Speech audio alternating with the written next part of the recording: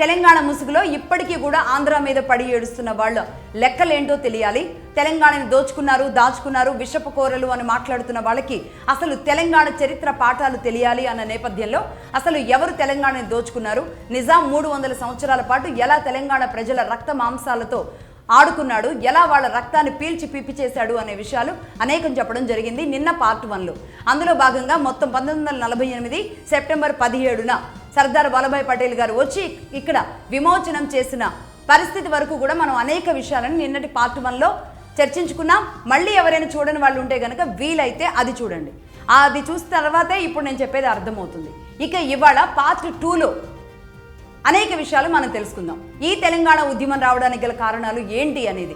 ఎందుకంటే ఆనాడు తెలంగాణ ఉద్యమం అంటే ఇప్పుడు ఒక 14 ఏళ్ళు ఇటు ఒక 14 ఏళ్ళు అటు వేసుకున్న దాదాపుగా ఒక 25 ఏళ్ల పాటు ఈ ఉద్యమం పేరుతో ఇక్కడ కానీ లేదంటే ఆంధ్రప్రదేశ్లో జరిగిన ఉద్యమాలు ఏవైతే ఉన్నాయో సగటు సామాన్యుడికి అర్థం కాకుండానే ఈ ఉద్యమాలు జరిగిపోయినాయి. ఎస్, నిజం. సగటు సామాన్యుడికి కూడా అర్థం కాకుండానే ఉద్యమాలు జరిగాయి. ఎందుకు తెలంగాణ ఉద్యమం జరుగుతుందో, తెలంగాణ రావాల్సిన అవసరం ఏంటో అనేది కూడా ఎక్కడో ఆదిలాబాద్లో ఉన్న వాళ్ళకో ఎక్కడో మారుమూలలో ఉన్న వాళ్ళకో అర్థం కాకుండానే జరిగిపోయింది. అలాగే ఆంధ్రప్రదేశ్లో ఏ వ్యవసాయం చేసుకునే వాళ్ళకో లేదంటే ఏ బడ్డీ కోట్లు నడుపుకునే వాళ్ళకో లేదంటే ఏ పాడి పరిశ్రమ మీద బతికే వాళ్ళకో వీళ్ళకు కూడా ఎందుకు తెలంగాణ కావాలనుకుంటున్నారో కూడా అర్థం కాకుండానే 2 రాష్ట్రాలు విభజించబడడం జరిగింది.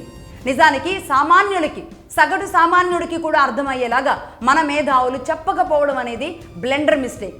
కాస్తో కూస్తో తెలంగాణలో చెప్పే ప్రయత్నాలు, కొన్ని అంశాలను ప్రధాన అంశాలుగా చూపించి ఇదే తెలంగాణ ఉద్యమానికి ఎజెండాలుగా చూపించి తెలంగాణ ఉద్యమాన్ని పతాక స్థాయికి తీసుకువెళ్ళడానికి ఇక్కడి మేధావులు బాగానే పనిచేశారు. కానీ సమైక్యాంధ్ర ఉద్యమమో లేదంటే అసలు ఎందుకు ఆంధ్ర తెలంగాణ కలిసి ఉండాలి లేదంటే ఇది ఎందుకు విడగొట్టాలి, విడిగొట్టినా సరే రేపు ఆంధ్రాకి నష్టం జరగకుండా ఏం చేయాలి అనే విషయంలో అక్కడి మేధావులు చెప్పడంలో మాత్రం 100కి 200% ఎవరిని అడిగినా చెబుతారు ఫెయిల్ అయ్యారు.